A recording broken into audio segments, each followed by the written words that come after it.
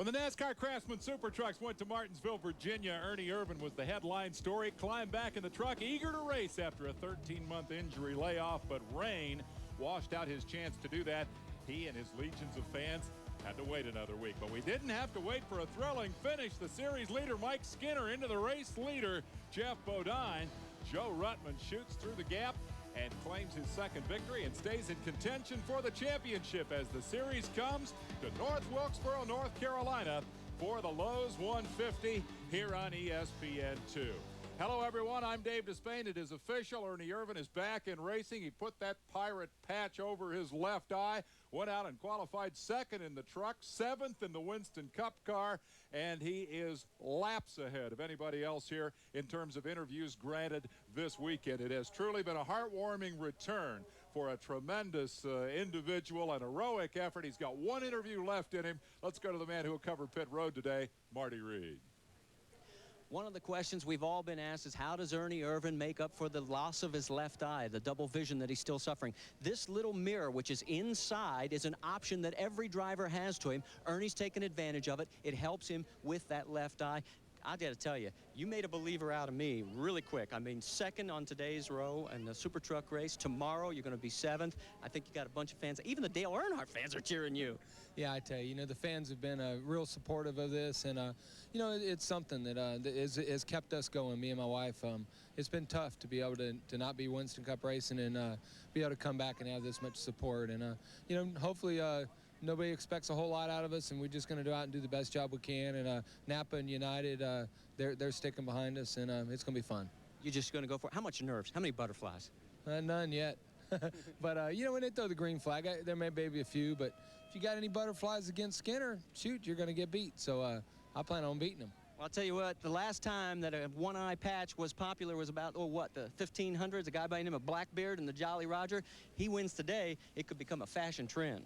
All right, thank you, Marty, and congratulations, Ernie. Benny Parsons analyzes the trucks for us here on ESPN2. Heartwarming, heroic, all the adjectives fit, and yet we have to remember that as popular as this return is, he's not able to upstage the guys that are the series regulars. What a show they keep putting on. It's unbelievable. Just what a show that the trucks put on last week at Martinsville. You thought, hey, that's a great show.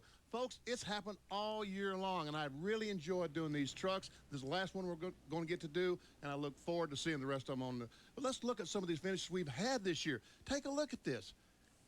In Phoenix, 0.09 of a second. Tucson, half a second. Big I-70, a whole second. The race we did in Louisville, half a second. Bristol, just 0.13. And look at Colorado, 1/10,000th of a second. And Martinsville, it's 1 second margin of victory. But how can we forget about that finish when the two leaders crashed coming off turn 4 for the checkered flag? You can count on an exciting last lap, and we have been delivered a pretty impressive battle for the championship. Look at this. Ruttman just 41 points behind Skinner, and talk about being upstaged. That is in the truck that Ernie Irvan owns. And so Ruttman, the winner last week, had to do everything he could to get back into the middle of the spotlight, and what it's done is put him in terrific position to perhaps pull out this championship. We will be back with the Lowe's 150. It's going to be a thriller here at North Wilkesboro North Motor Speedway. And we'll go to break with a look at Ernie's daughter occupying the cockpit. Hello, Jordan. We'll be right back. The engines have fired at North Wilkesboro. The trucks are rolling. The Lowe's 150 is brought to you by Goodyear, #1 in tires. And by the NASCAR Story. To order, call 1-800-71-NASCAR. NASCAR excitement here today with the trucks. Let's take a look at how they'll line up. For the 10th time this year, Mike Skinner has earned the pole, and alongside the comeback story of 95, Ernie Irvan. We'll look back in row 2, and we find Darrell Waltrip, ODW, 3rd, and Butch Miller. Great qualifying run for Butch in 4th spot. Ken Schrader starts 5th in the number 52 truck, and then his Winston Cup lookalike, Jack Sprague, in the 25 Budweiser car. Row 4, Jeff Bodine, who ran so well at Martinsville, and Kenny Wallace in the Red Dog truck. Todd Bodine did not make the Winston Cup show. He'll try to make up for it here in the truck race, starting alongside Mike Chase. Ron Hornaday and Jimmy Hensley in row 6. Hornaday will go to the rear. We'll talk about that later. Mike Bliss has a new crew chief that we'll also discuss. He starts alongside the road racer Scott Lagasse. Row 8, Rodney Combs Jr. and Dennis Setzer. Joe Ruttman did not qualify very well for a guy contending for the championship. He starts inside row 9, Rick Corelli alongside. And in row 10, Toby Butler and Bill Sedgwick, couple of regulars. A lot of good guys had trouble qualifying here. John Nemechek and Ernest Winslow will make up row 11. Rodney Combs Sr. and Dirk Stevens in row 12. Mike Wallace will start alongside Michael Dokken in row 13. And in row 14, Sammy Swindell and Gary Lloyd. Checking out the provisional starters here today. Again, some of the series regulars, big names, Bob Strait, Steve Portengay in row 15. And the last row, Bob Keselowski and Walker Evans. Tough place to qualify. North Wilkesboro, 5/8 of a mile. A little bit of a downhill slope to the front straightaway, uphill on the backstretch. They'll do 150 laps here today. Full speed at 116 and change, $156,000 on the line. And Benny, this is a tough place to get into the show in good form. Tough place to qualify, and an even tougher place maybe to race. Let's take a look at the North Wilkesboro Speedway. 5/8 of a mile. The front stretch 670 feet. The back stretch 670. The corners are banked 14 degrees. The straightaway is banked 3 degrees. But the story at North Wilkesboro, those trucks are going uphill. Down the back straightaway, in the front straightaway, they will go downhill about 5-6 degrees. Here are all the drivers who are number of trucks that went home, and some of the big names. Look at Benson and Little, contenders for the Busch Grand National title. Neither of them made it here today. Benson broke an axle in his qualifying run. Kenji Momota was out to become the first Japanese NASCAR driver here today. Didn't make it. McEachern goes home. Brevac goes home. Some good guys going home here this afternoon. And we see that the couple of more laps before the green flag. Now we see Ron Hornaday. Let me tell you the story about Hornaday. This morning, some of the race day crew came in. Hornaday took the Papa John's truck out to practice. They stuck on a set of tires. The race day helped put on the set of tires. He goes out and makes a long run, about 40 laps. They discovered that he's practiced on his qualifying tires. And you must start the race on the tires you qualify. So what NASCAR did was allow him a Winston Cup car. Dave Marcus scuffed him 4 tires. But he will have to start at the back of the field because of changing tires from his qualifying tires. We're on board here with Mike Bliss, one of our 3 in-truck cameras here today. And this is Joe Ruttman's view from 17th starting spot, a long way to the front, where the point leader, Mike Skinner, is sitting on the pole. Here is the view that Ernie Irvan will have as he sees the green flag for the first time in some 13 months. Skinner alongside, warm in the tires, 32 trucks made up of 16 Chevys, 13 Fords, and 3 Dodges. And North Wilkesboro is about 2/3 full, I'd say. Big crowd. And we can see, this is something we don't see too much, a Dodge Pace truck. We're bringing the field around here with the lights off. I think we're getting close to a start. Right? Yes, half lap to go, and we'll see what Ernie Irvan and Mike Skinner can do down in turn 1. This is exciting time, Dave. Ernie Irvan, after 13 months, back in competition in just a matter of seconds. The fans all on their feet welcoming Ernie back to the racing world. But for Skinner, there's a race and a championship to win. He will not cut Ernie any slack. They touch fenders before the start just to let us know what's coming. And the charge is on to turn 1, and Ernie gets a fender and then a truck linked out in front of Skinner. Skinner now coming back up the inside, and the 2 break away quickly from the second place battle with Kenneth Waltrip on the inside. Ernie's not going to give up. He just won't back off, will he? But now it's Skinner clearly in the lead. So Ernie makes the early run, and pole sitter Mike Skinner then settles in behind. Butch Miller is going backwards. He's caught up on the outside. Back to 5th. And here comes Schrader on the inside. Now Butch will back off. He can't back off because there's Bodine. He has no choice but hit the accelerator, not the one in the middle. Bodine has his brother Todd in tow.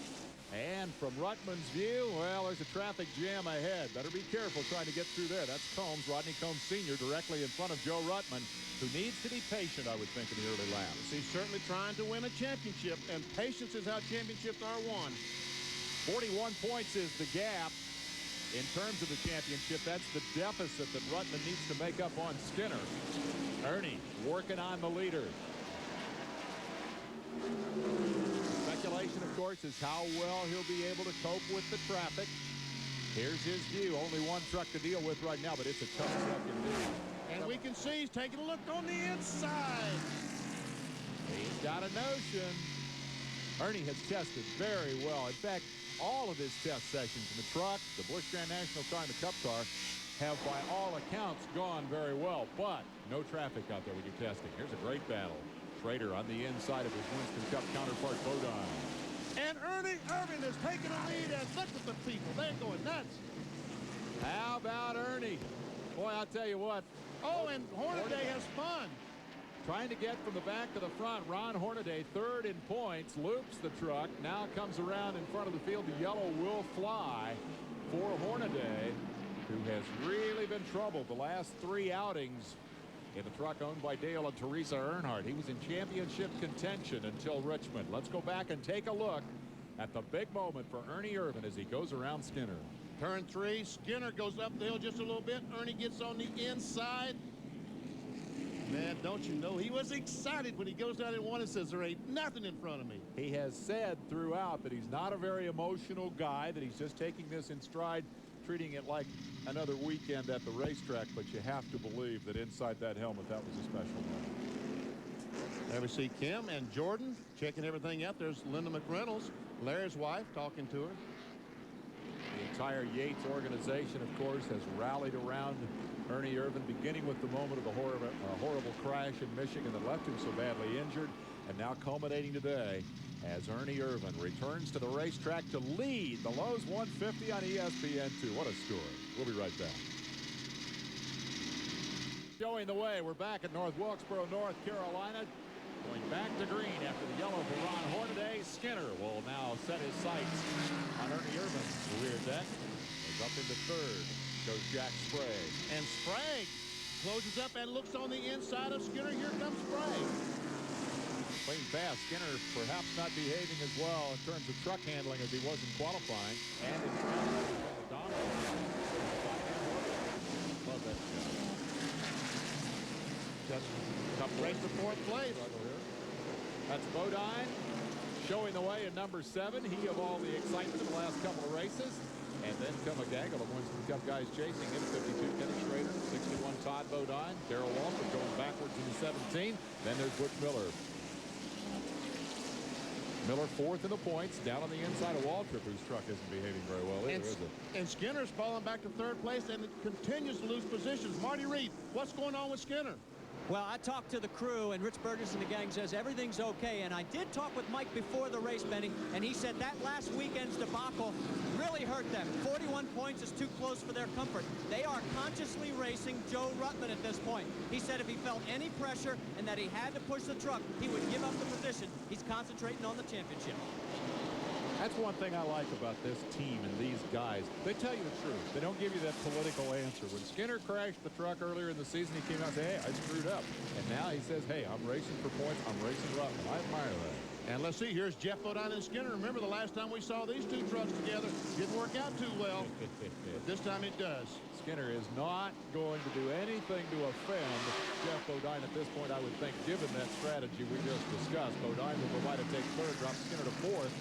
And Schrader will be next in line. Skinner doesn't want to fool around too much. You don't want to get clear out of you with it. Look at this. Sprague's going after Ernie Irvan. And Sprague has caught up with Ernie Irvan, the Budweiser truck, right on the back bumper of Ernie. There have been questions about Ernie's ability to run in traffic.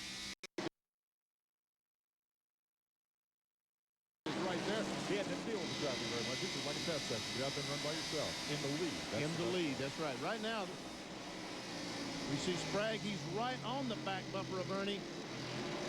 This will be the test when he pulls down to the inside trying to get position. But Ernie has two spotters today.